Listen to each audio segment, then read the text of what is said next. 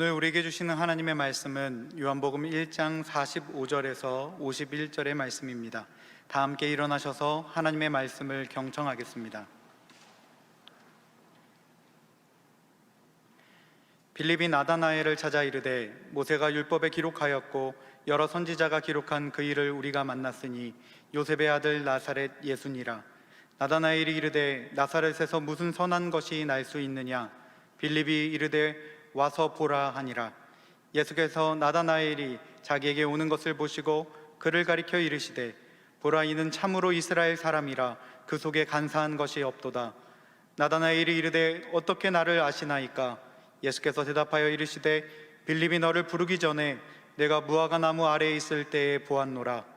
나다나엘이 대답하되 랍비여, 당신은 하나님의 아들이시요 당신은 이스라엘의 임금이로소이다. 예수께서 대답하여 이르시되 내가 너를 무화과 나무 아래에서 보았다 함으로 믿느냐? 이보다 더 큰 일을 보리라. 또 이르시되 진실로 진실로 너희에게 이르노니 하늘이 열리고 하나님의 사자들이 인자 위에 오르락 내리락 하는 것을 보리라 하시니라. 이것은 하나님의 말씀입니다. 아멘. 예수님의 생애를 보면 재미있는 것을 찾을 수가 있습니다. 3년을 사회 가시기 위해서 30년을 준비하셨고, 세상을 변화시키고 구원시키기 위해서 주님은 사람을 택하시되 12사람을 택하셨습니다. 이 정도 되면 주님께서 택하는 한 사람 한 사람은 대단한 사람, 대단한 영향력을 가진 사람일 법한데, 주님께서 우리가 12제자 한 사람 한 사람을 찾아나가면서 지금 우리가 살펴볼 때에 특별한 사람이 아무도 없다는 것을 알게 됩니다. 그냥 평범한 사람, 어쩌면 보잘것없는 사람들을 택하셔서 주님은 이 크고 놀라운 일들을 맡긴 것을 볼 때에 바로 우리를 구원하시는 그 하나님의 그 놀라운 사랑을 우리도 오늘 함께 고백할 수가 있는 겁니다. 나같이 부족하고 연약한 나를 구원해 주시고 하나님의 자녀 삼아 주신 것 보면 바로 평범한 사람을 통해서 하나님의 거룩한 일을 맡겨주시고 감당케 하시는 그 하나님의 귀한 손길을 우리가 고백할 수밖에 없습니다. 오늘 소개해 드리려고 하는 이 나다나엘이라는 이 제자는 공간복음서에는 바들로메라고 그렇게 소개되고 있습니다만은 요한복음에는 이 나다나엘로 그렇게 표현되고 있습니다. 어떻게 해서 이 두 가지 이름이 같이 쓰이게 됐는지는 알 수 없지만, 그러나 나다나엘이라는 이름은 하나님의 선물이라는 그런 의미를 가지고 있습니다. 그는 예수님이 첫 이적을 베푸신 가나의 출신의 사람으로 이 앞에서 말씀드린 그 제자들과 함께 비슷한 고향에서 같이 어휘 일을 하면서 친하게 지내는 그 사이로 그렇게 알려져 있습니다. 자, 하나님께서, 우리 주님께서 제자를 택하실 때에 분명히 이유가 있겠지만 주님 나름대로 우리가 생각해 볼 수 있는 그 이유가 무엇인가 하는 것을 우리가 찾아보는 것은 참 중요합니다. 왜냐하면 주님께서 부족한 나를 택하여 주셨고, 나를 내 모습 있는 그대로 받아주셨을 뿐 아니라 성장할 수 있도록 나를 인도해 가시는 그 하나님을 알 때에 오늘 내 삶을 통해서 주께서 내 삶을 어떻게 성장시켜 나가시는가 하는 것을 우리가 알 수 있기 때문입니다. 나다나엘을 통해서 나를 다루시고 나와 함께 계시는 그 주님의 모습들을 함께 찾아 나가기를 원합니다. 나다나엘, 그는 첫 번째로 하나님의 말씀을 사랑한 사람이었습니다.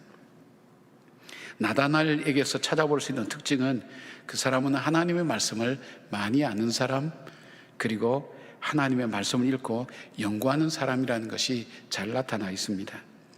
빌립이 나다나엘에게 예수님에 대해서 소개할 때에 했던 말을 보면 알 수 있습니다. 45절 보니까 빌립이 나다나엘을 찾아 이르되 모세가 율법에 기록하였고 여러 선지자가 기록한 그 일을 우리가 만났으니 요셉의 아들 나사렛 예수니라, 이렇게 소개하고 있습니다. 우리가 친구에게 그 사람을 소개할 때, 단순히 친구가 아니죠.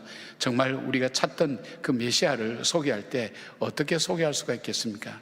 네 인생이 공허하니 네 인생의 공허함을 메꿔줄 분을 나는 발견했어, 뭐라든지 너의 그 질문 앞에 대답해 줄 만한 분을 발견해서, 그렇게 하지 않고 바로 이 나다나엘이 가장 잘 알아들을 수 있는, 그리고 평소에 대화를 하고 토론을 하면서 함께 나누었던 이야기들, 즉 모세의 율법에 쓰여져 있고 여러 선지자들이 예언했던 바로 그 예수, 구세주가 나사렛 예수라는 것을 정확하게 얘기합니다. 즉 구약의 예언의 성취가 바로 이 예수님이라는 사실을 분명하게 얘기해 줍니다.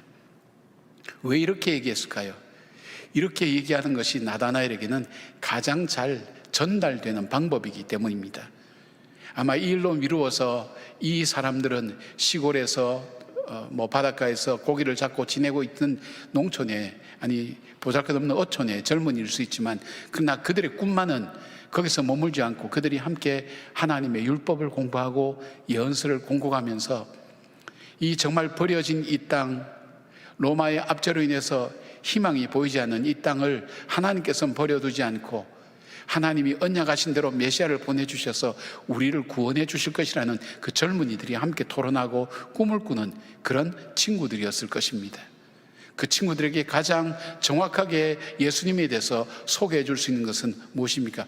우리가 구약을 통해서 공부했던 예언서를 통해서 공부했던 바로 그 메시아가 바로 예수 그리스도라는 그 사실보다 더 정확한 전달이 어디에 있겠습니까?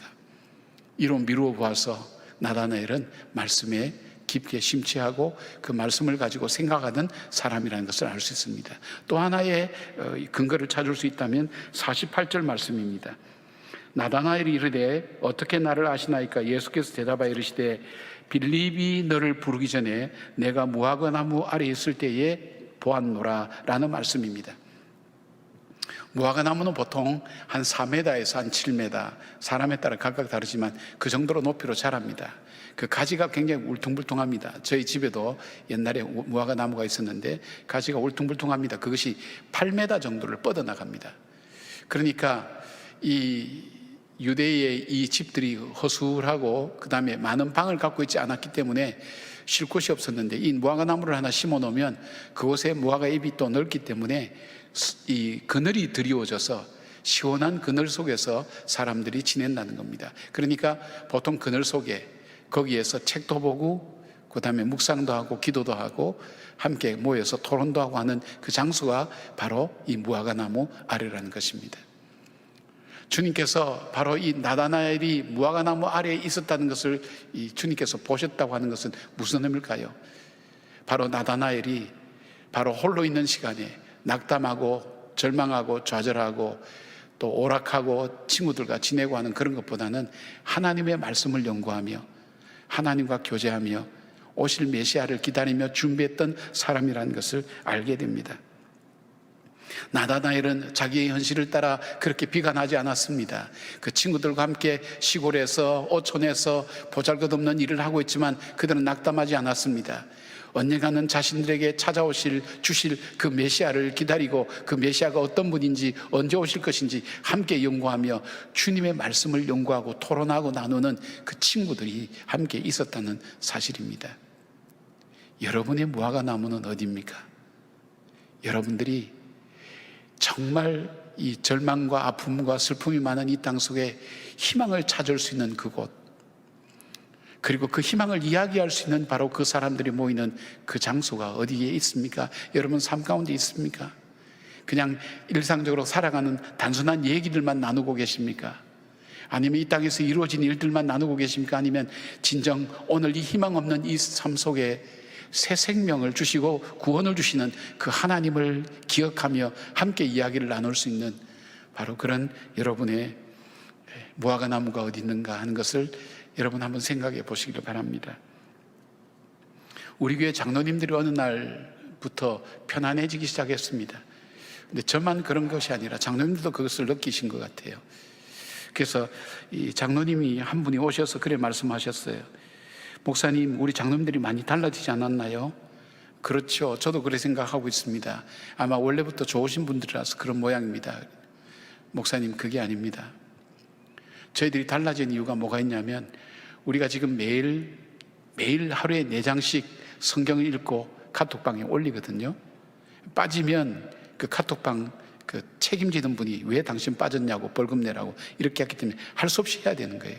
근데 지금은 할 수 없이 하는 분위기는 아니에요. 한 3년 가까이 이렇게 하고 나니까.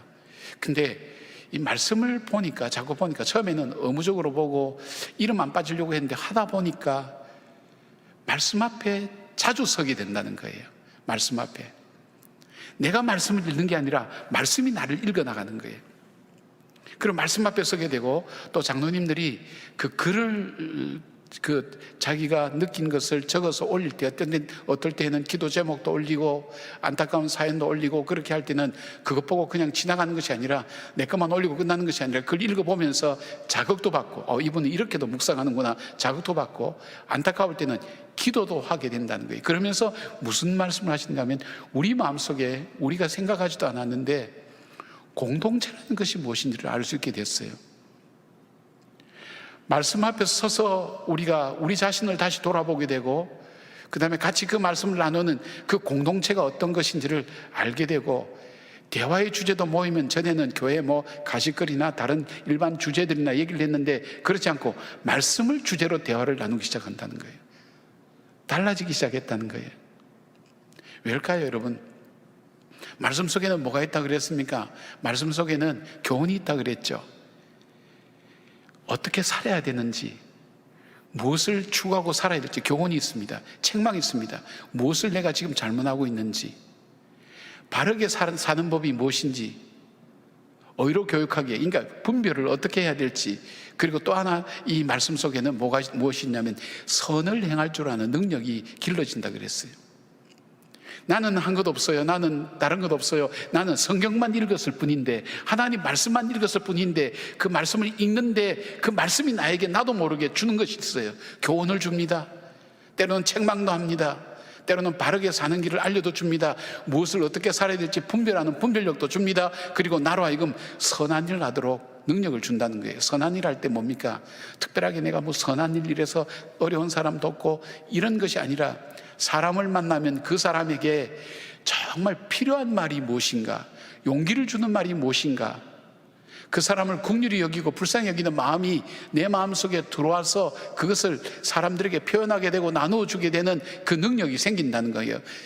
여러분, 사람을 위로하고 사람을 칭찬하는 것 저절로 됩니까? 절대 저절로 되지 않습니다. 쉽지 않습니다. 그냥 우리가 침묵하고 지나갈 수는 있어요. 그냥 힘든 모양이다 짐작할 수 있지만, 정말 그 사람에게 적절하게 그 사람으로 하여금 용기를 주고 힘을 이렇게 세워줄 수 있는 이 선한 일, 이게 선한 일이라는 거예요. 선한 일, 특별하게 대단한 일, 어려운 사람 많이 도와주고, 그것이 문제가 아니라 나와 더불어 사는 가족들부터 시작해서 이웃들에게 용기를 주고 희망을 주는 거예요. 이것이 가정 공동체를 이루고 교회 공동체를 이루고 생명의 역사를 만들어가는 거예요. 여기서 하나님의 꿈이 이루어지는 거예요. 사랑하는 여러분, 내가 스스로 보잘것없다, 나는 할 수 있는 것이 없다, 나는 배운 것도 많이 없다, 나는 아는 것도 없다, 나는 이미 연약하다, 그렇게 생각하지 마시고, 여러분, 하나님이 쓰시면 마른 막대기도 들어서 하나님께서 주님의 능력을 증거하는 도구로 쓰지 않았습니까? 그렇다면 내가 할 수 있는 것이 뭘까요? 하나님 말씀을 사랑하는 분들이 되기를 바랍니다. 하나님 말씀을 사랑하고 하나님 말씀을 묵상하고 하나님 말씀을 읽어나갈 때 그 말씀이 나를 읽어나가고, 그 말씀이 나를 인도해가고, 그 말씀이 나에게 분별력을 주시고, 그 말씀을 통해 선한 일을 할 수 있는 힘과 능력이 내 안에서 자라게 된다는 것입니다. 바로 이 나다나엘은 이 친구들과 더불어 바로 주님의 말씀을 사랑하면서 주님 앞에 그 주님이 주시는 그 약속의 말씀을 붙들고 지냈던 그 응답들을 예수님을 만남으로 이루어지게 되는 것을 보게 됩니다. 여러분, 말씀을 사랑하시길 바랍니다. 그 말씀이 여러분의 인생을 어떻게 바꾸어 나갈지 기대하시면서 말씀을 처음에는 어무적이라도 꼭 그렇게 보시기를 바랍니다. 그럴 때에 나도 모르는 사이에 그 말씀이 주시는 능력으로 충만하게 되고 기쁨이 함께 이루어지리라고 확신합니다. 아멘? 예, 아멘입니다. 두 번째, 이 나다나엘은 편견을 극복한 사람이었습니다. 편견. 제가 이 말씀은 자주 드렸기 때문에 여러분이 편견에 대한 것을 잘 이해하시리라고 생각합니다. 사람마다 세상을 보는 눈이 있습니다. 사람을 보고, 세상을 보고 어떤 사건을 해석하는 나름대로 자기의 관점이라 그럴까요? 이것을 다 갖고 있습니다. 이것이 어떻게 형성됐냐면, 아마 어릴 때부터 우리가 의식적이든 무의식적이든 그 다음에 학교 공부를 통해서, 학습을 통해서, 경험을 통해서, 교훈을 통해서 만들어진 세상을 보고 해석하는 틀을 가지고 있다는 겁니다. 그런데 이 틀을 이루고 있는 가장 기본적인 요소가 뭐냐면 자기중심적이라는 겁니다. 그러니까 다른 것은 보지 못하는 거예요. 자기가 생각하기에 옳고, 자기가 생각하기에 바르고, 자기가 생각하기에 정확한 것을 따라서 살아왔고, 그 삶이 어쩌면 오늘 나를 만들어 왔기 때문에 그 삶에 대한 확신을 갖고 있습니다. 공부를 많이 하신 분일수록, 성공한 분일수록, 사람들에게 칭찬을 많이 받는 분일수록 여기에 대한 확신을 가지고 살아가는데, 문제는 거기에 내가 갇혀 있다는 겁니다. 그 밖의 것을 보지 못한다는 것입니다. 그래서 나다나엘이 친구 빌립이 와서 얘기할 때 그가 얘기하는 것이 있었어요. 그가 율법에서 말씀하신 그 예수님, 그 메시아, 그 다음에 예언자들이 예언했던 그 메시아는 건 받아들이겠는데 그분이 나사렛 사람이라는 것을 못 받아들이겠다는 거예요. 왜냐하면 그 당시에 나사렛이라는 동네에 한 30호가 살았다 그래요. 150명 정도 살았으니까 그 마을이 존재나 있는 마을이겠습니까? 적어도 우리는 그렇게 생각할 것 아닙니까? 성경의 예언대로 한다면 베들레헴쯤이나 태어나겠지. 그리고 또 태어난다면 이 예루살렘 정치, 경제, 문화, 사회, 외교 이런 부분에 여러 가지 인프라가 구축된 곳에서 태어나셔서 말씀 한마디 하시면 이 전 세계가 움직이고 역사가 움직이는 그 정도에 태어나야지 메시아로서 위상에 맞지. 무슨 나사렛 같은 저런 동네에 태어나느냐고. 여러분, 일리가 있는 말입니다.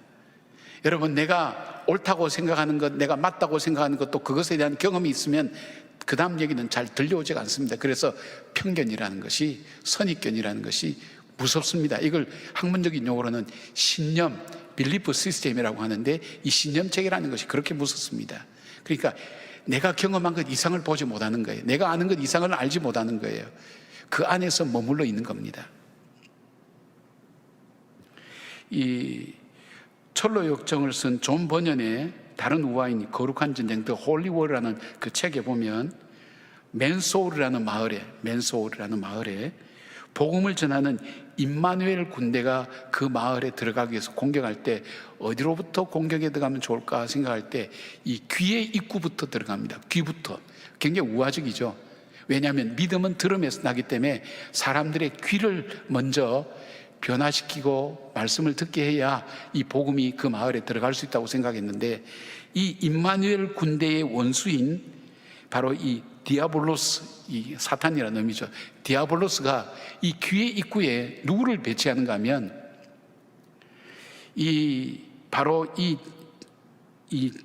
맨소르라는 이 마을을 지옥의 포로로 삼기 위해서 편견이라는 사람을 대장으로 삼고 거기에 배치를 합니다. 편견이라는 사람은 어떤 사람인, 자기가 아는 것만 확신을 갖고 있고 보는 것만 최고고 자기가 생각하는 것만이 할 수 있고 하고 싶지 않은 건 하지 않고 하는 편견을 철저한 어떤 자기 나름대로의 기준이 분명한 사람, 편견이라는 사람을 거기 세워놓고 그 다음에 듣지 못하는 이 청각장애인 60명을 부하로 거기에 놔둡니다.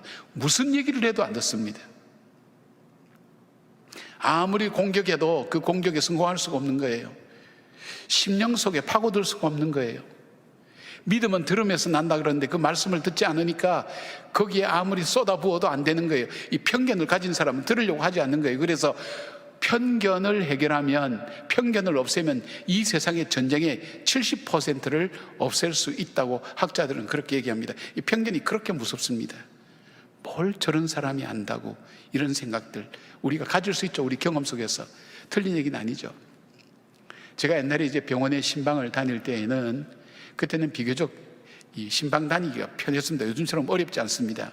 근데 가장 제가 곤욕스럽게 생각한 것이 엘리베이터를 타는 겁니다. 제가 타는 엘리베이터는 제만 타면 비명을 질러요. 삐 그러고, 최근에 거는 뭐 내려주세요, 마지막 탄 사람은 내려주세요, 그렇게 하고 사람들이 전부 다 저만 쳐다보니까 이 표정이, 너 하나 내리면 두 사람 탈 수 있다는 표정으로 저를 보니까 내리는 거예요. 이 엘리베이터 타는 게 참 조마조마하는데 어느 날 엘리베이터를 탔습니다. 아슬아슬하게 문이 싹 닫힐 때 그때 마음이 안심이 되거든요. 근데 문이 쫙 열리면서 한 사람 타는 거예요. 그 사람은 가슴에 성경책을 딱 안고 타는데 타도 소리가 안 나요. 그런 모양이다. 그런데 이 사람이 딱 누르는 층수가 뭐냐면 2층을 누르는 거예요. 2층. 그 위에 2층은 걸어 올라가세요. 그런 글자도 있고 그렇거든요. 제가 속에 이런 생각한 거예요. 저 분명히 저거 목사 아니면 전도사일 건데 2층 좀 걸어 올라가지. 이 환자의 가족들이 뒤에서 전부 다 긴장돼 있고 얼마나 마음이 상해 있는데 쫙 보는 거예요. 전부 다. 저는 성경책 들었다가 옆으로 뒤로 밑으로 내려왔어요.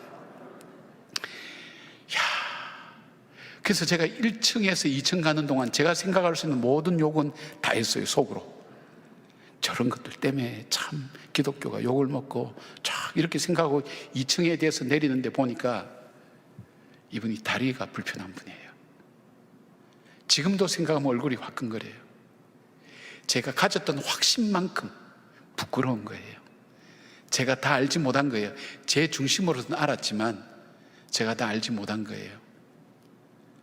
그러나 다 아는 것처럼 거기에 확신을 가지고 얘기하는 거예요. 이 저의 어떤 편견이죠. 선입견이죠.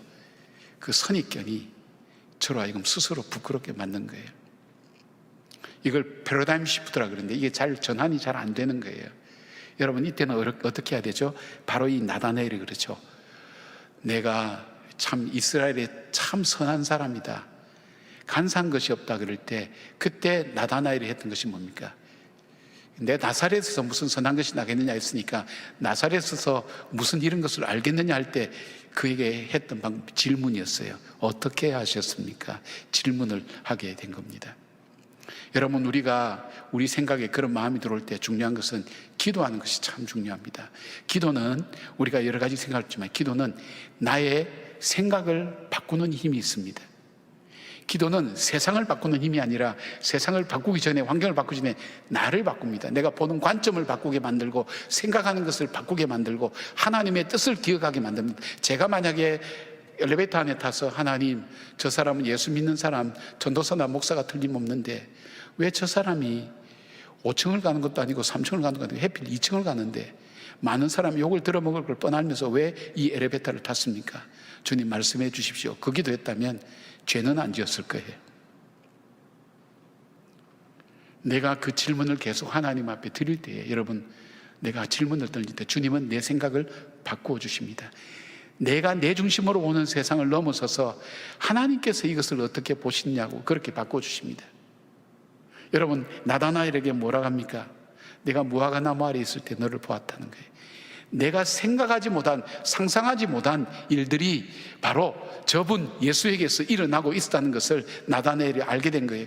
그 편견에서 벗어나게 된 거예요. 하나님이 하시면 하시는구나. 나사렛이라 할지라도 바로 하나님의 사람 메시아가 오실 수 있구나 하는 것을 그가 거기서 깨닫게 된 것을 봅니다. 사랑하는 여러분, 여러분이 확신 갖고 분명한 것 참 중요합니다. 이것은 자신감이기도 하고 중요합니다. 그러나 여러분이 분명한 것이라 할지라도 하나님께 한번 여쭤보시기 바랍니다. 그러면 나 중심의 생각을 벗어나서 본질적인 생각, 그것을 향한 하나님의 뜻이 무엇인가를 주님께서 우리에게 가르쳐 주시고 보여주시고 답을 주실 줄 믿습니다. 바로 이 편견을 벗어나게 될 때에 우리는 용서할 수 있고 사랑할 수 있고 품을 수 있는 힘이 바로 여기서부터 나옵니다. 그렇지 않습니까? 얘기 하나만 더 할까요? 제가 그 소년부 전도사 할 때 제 무릎팍에 와서 계속 앉아있는 여학생 하나가 있었어요. 근데 얘가 제 앞에 오면, 교회 오면 울고, 그 다음에 제 무릎팍에 앉아서 어떨 때는 오줌도 싸고 헌금도 훔치고, 그래서 쟤는 우리 교회를 위해서 교회 안 나왔으면 좋겠다 그렇게 생각했던 애였어요. 그런데 이 아이 집을 신방을 한 교사가 있냐 물어보니까 아무도 없는 거예요. 이 아이가 오는 걸 다 싫어했어요. 그런데 신방을 한 번도 안 가봤는데 그 선생님 보고 신방을 한번 꼭 가보시라 그랬어요. 가봤더니 이 아이가 깨달은 게 뭐냐면 자기가 엄마라고 불렀던 분이 외할머니고 아빠라고 불렀던 분이 외할아버지라는 걸 이 아이가 안 거예요. 이 마음이 병들기 시작한 거예요. 이걸 교사들이 다 알게 된 거예요. 그 다음부터는 이 아이가 할 때 이상하게 보지 않았어요. 오히려 품에 안아줬어요. 제가 우리 교회 왔을 때라고 제가 기억나는데 이 아이가 군인하고 결혼한다고 저한테 찾아온 거예요. 그 소년부 초등학교 5학년, 6학년 그때 아이가 그 기억을 하는 거예요. 자기를 받아준 그 기억을 하는 거예요. 여러분 한번 생각해 보십시오. 제가 만약에 이 생각을 바꾸지 않았더라면 그 아이는 제 기억 속에 늘 주일학교 다닐 때 가장 어렵게 했던 아이라는 생각인데, 하나님 뜻은 그게 아니잖아요. 내가 지금 하나님 뜻 행하는 게 중요하지 않습니까? 그러니까 어떻게 하시겠어요? 속상하고 힘들어도 어떻게 해요? 하나님의 뜻은 어디 있습니까? 하나님 왜 이런 일을 일으키셨습니까? 하나님 뜻이 무엇입니까? 한 번만 물어보시길 바랍니다. 그러면 하나님의 기도 응답의 첫 번째는 내 생각을 바꾸어 주십니다.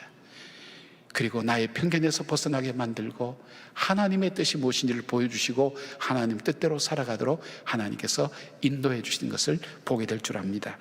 여러분, 여러분의 편견을 극복하시고 여러분의 성견을 극복하시고 여러분의 고정관념을 내려놓으시고 내 한계를 넘어서서 더 크고 놀라운 일을 계획하기에 계신 그 주님의 뜻을 나의 삶으로 받아들이는 놀라운 축복의 역사가 있기를 주의 이름으로 축원합니다. 바로 이런 나다나엘이 변화해서 시골 가나의 이 시골 청년이 변화해서 전 세계를 변화시키는 하나님의 사람으로 쓰여지게 된 놀라운 역사의 시작이 바로 나사렛에서 무슨 선한 것이 나겠느냐는 이 편견을 내려놓을 때 예수님을 바로 볼 수 있는 놀라운 눈들이 열려지게 된 것입니다. 사랑하는 여러분, 우리가 이 편견 때문에 이스라엘 백성은 어떻게 했습니까? 요한복음 1장 11절에 이렇게 말씀합니다. 자기 땅에 오매 자기 백성이 영접지 아니하였다고 말씀합니다. 편견은 나로 하여금 들어야 될 걸 듣지 못하게 만듭니다. 봐야 될 걸 보지 못하게 만듭니다. 생각할 걸 생각하지 못하게 만듭니다. 바로 바리새인들은 메시아가 눈앞에 나타났는데도 불구하고 자기가 갖고 있는 그 편견 때문에 메시아를 메시아로 알지 못했던 것입니다. 오히려 십자가에 못 박았던 것입니다. 하나님의 거룩한 뜻이 내 앞에 있는데 나의 편견 때문에 내 뜻은 이루어질지 몰라도 주님의 뜻이 나를 통해 이루어지기를 바라는 그 주님의 간절한 마음이 나에게서 좌절되고 있지는 않는지 여러분 다시 돌아보시면서 내 생각을 주장하고 그것을 확신하기 전에 주님 앞에 먼저 물어보시고 여쭤보시고 주님의 뜻이 무엇인지를 찾아나가는 지혜로운 여러분 되기를 주의 이름으로 축원합니다. 세 번째로 나다나엘은 바른 신앙 고백을 드린 사람이었습니다. 제가 여러 번 이거 말씀드렸기 때문에 여러분 이해하실 거예요. 믿음이라는 것이 성립되기 위해서는 두 가지 조건이 만족돼야 됩니다. 믿음, 내가 믿는다 할 때는 하나는 믿음의 대상을 알아야 됩니다. 믿음의 대상이 누군지, 부처님인지 하나님인지 알라인지 뭔지 알아야 됩니다. 믿음의 대상이 누구다. 그 다음에 내가 믿는 내용이 무엇인지를 알아야 됩니다. 내가 믿는 게 뭐냐? 우리는 바로 우리가 누구든지 예수 그리스도를 믿으면 구원을 받는다는 사실을 내가 믿습니다. 그게 믿음의 내용입니다. 이 두 가지가 성립되어야 믿음이라고 그렇게 얘기합니다. 그런데 이 믿음이 능력 있고 힘 있게 나타나기 위해서는, 즉 내 삶 속에 정말 능력 있고 힘 있게 나타나기 위해서 거쳐야 될 것이 뭐냐면 객관적 과정과 주관적 과정을 거쳐야 됩니다.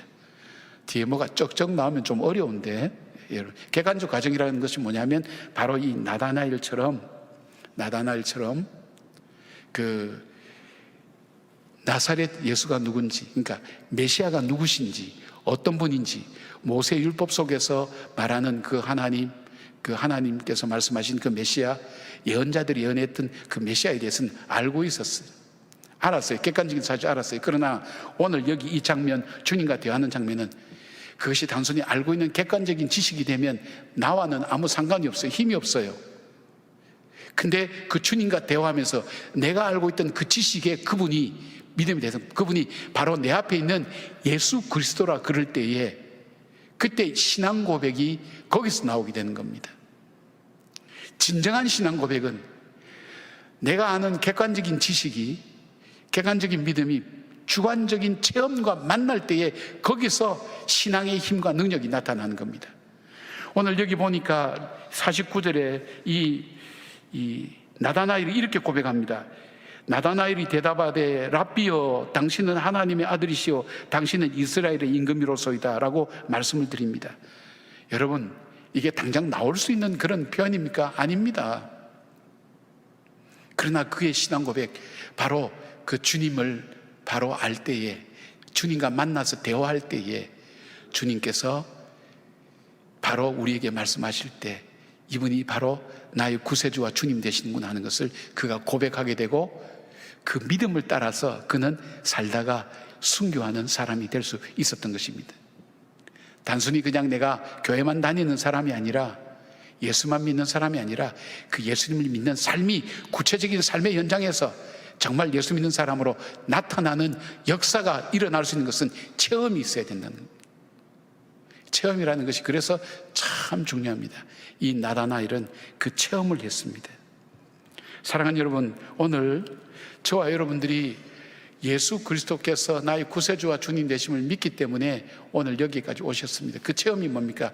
주님께서 우리를 만나 주실 때 공통적인 특징 패턴이 있어요. 오늘 이 나다나엘을 이렇게 찾아간 것처럼, 첫째는 나다나엘을 주님이 먼저 격려하는 것을 봅니다.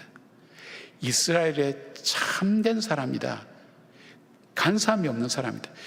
예수님은 어떻게 했을 거예요? 나사렛에서 무슨 선한 것이 났느냐 할 때는 얼마나 자존심 상하겠어요? 그런데 예수님 그렇지 않고, 책망하지 않고 먼저 그를 칭찬했어요. 여러분, 예수님께서 우리에게 우리 인생 속에 다가오실 때 첫 번째 찾아오시는 방법이 있는데, 첫 번째는 우리에게 괜찮아, 괜찮아, 그 말씀이에요. 얼마나 힘드니? 괜찮아, 그거 괜찮아, 내가 너를 잘 알아. 두 번째 특징이 뭐냐면 내가 너를 안다는 거예요. 네가 무화과나무 아래에 있을 때 알았던 것처럼 내가 네 눈물도 알고, 네 아픔도 알고, 네 고통도 알고, 네 울부짖음도 알고, 젊은 날의 그 고뇌도 알고 내가 너를 안다는 거예요. 여러분, 주님께서 저희들에게, 여러분 각자에게 찾아오셨을 때 했던 패턴이 보통 그렇지 않습니까? 내가 너를 안다고, 내가 네 마음을 알고 있다고, 너를 이해한다고, 네가 어떤 형편과 환경 가운데인지 내가 안다고. 거기에서 우리의 마음이 열려진 것 아닙니까? 바로 나다나엘의 마음이 그래 열려집니다. 그래서 진정한 신앙 고백이 나오게 됩니다.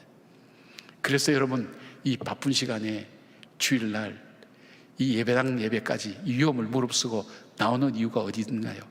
이 고백이 있기 때문에 나오시는 겁니다.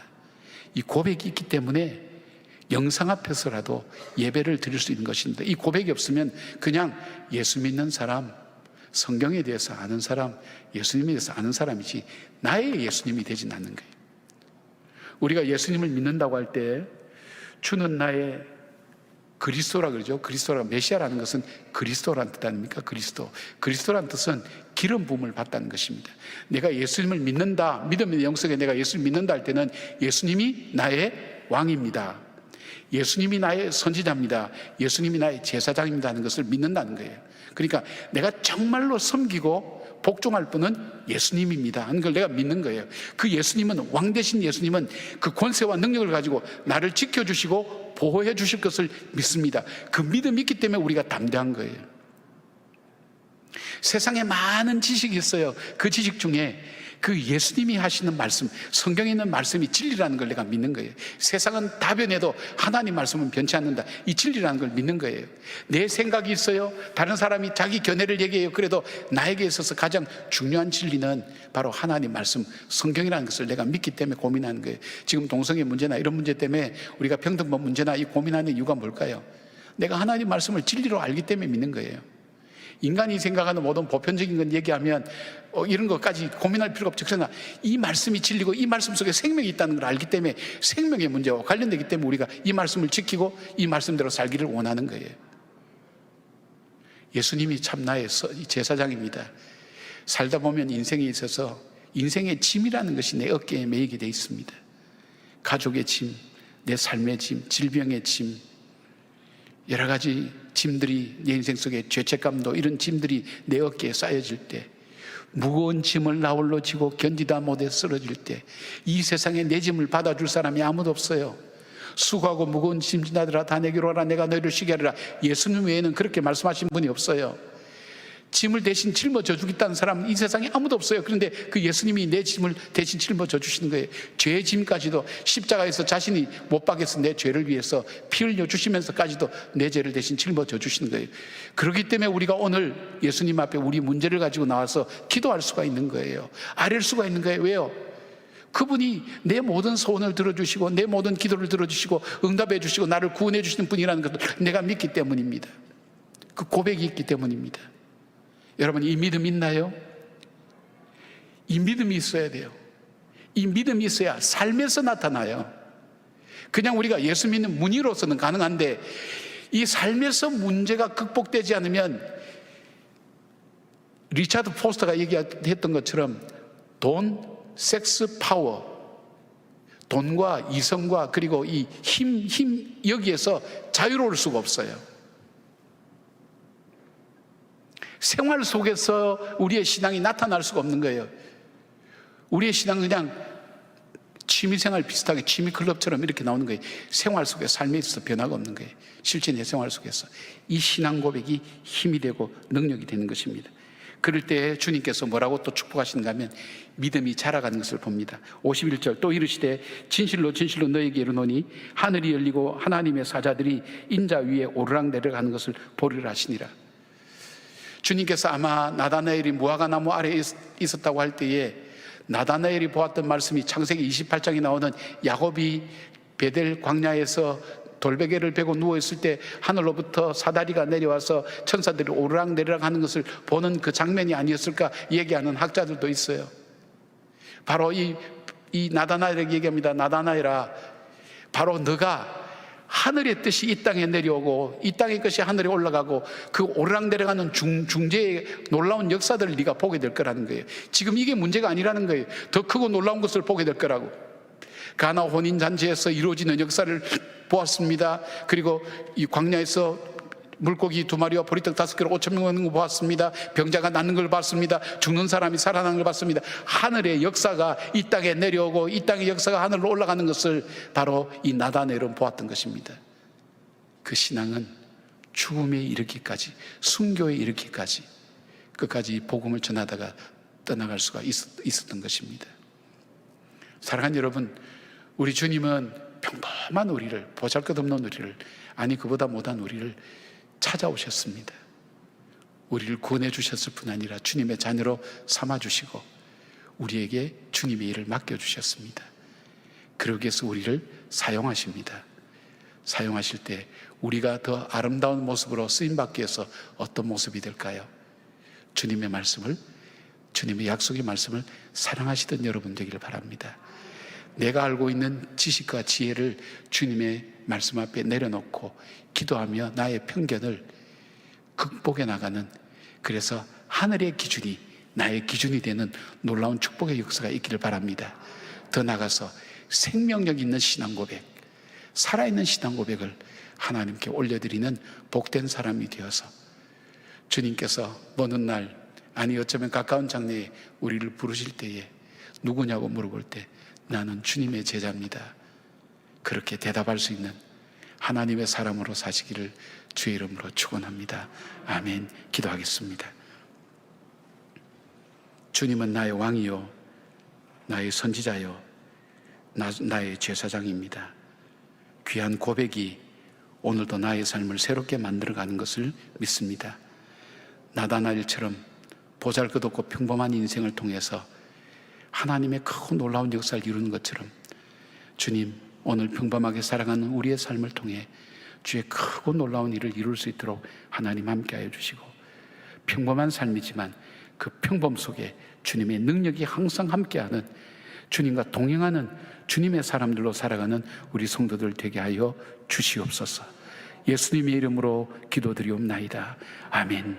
시편 91편을 믿음으로 선포하시겠습니다. 자막을 보시고 함께 낭독하겠습니다. 지존자의 은밀한 곳에 거주하며 전능자의 그늘 아래 사는 자여, 나는 여호와를 향하여 말하기를 그는 나의 피난처요 나의 요새요 내가 의뢰하는 하나님이라 하리니, 이는 그가 너를 새 사냥꾼의 올무에서와 심한 전염병에서 건지실 것임이로다. 그가 너를 그의 깃으로 덮으시리니 내가 그의 날개 아래 피하리로다. 그의 진실함은 방패와 손방패가 되시나니, 너는 밤에 찾아오는 공포와 낮에 날아드는 화살과 어두울 때 퍼지는 전염병과 밝을 때 닥쳐오는 재앙을 두려워하지 아니하리로다. 천명이 내 왼쪽에서 만명이 내 오른쪽에서 엎드려지나 이 재앙이 내게 가까이 하지 못하리로다. 오직 너는 똑똑히 보리니 악인들의 보응을 내가 보리로다. 내가 말하기를 여호와는 나의 피난처시라 하고 지존자를 너의 거처로 삼았으므로 화가 내게 미치지 못하며 재앙이 내 장막에 가까이 오지 못하리니 그가 너를 위하여 그의 천사들을 명령하사 내 모든 길에서 너를 지키게 하심이라. 그들이 그들의 손으로 너를 붙들어 발이 돌에 부딪히지 아니하게 하리로다.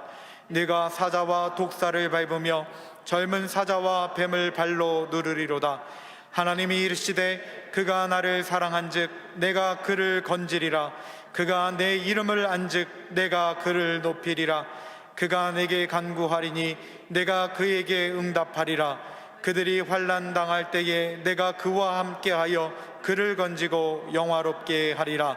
내가 그를 장수하게 함으로 그를 만족하게 하며 나의 구원을 그에게 보이리라 하시도다. 아멘.